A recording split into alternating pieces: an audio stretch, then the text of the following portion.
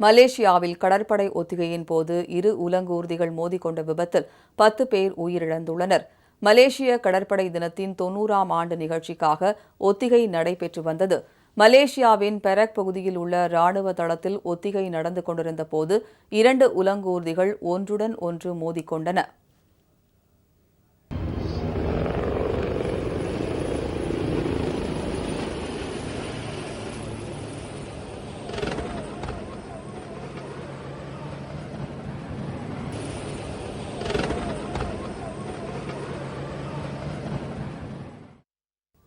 இதில் உலங்கூர்திகள் தீப்பிடித்து வேகமாக தரையில் விழுந்து நொறுங்கின.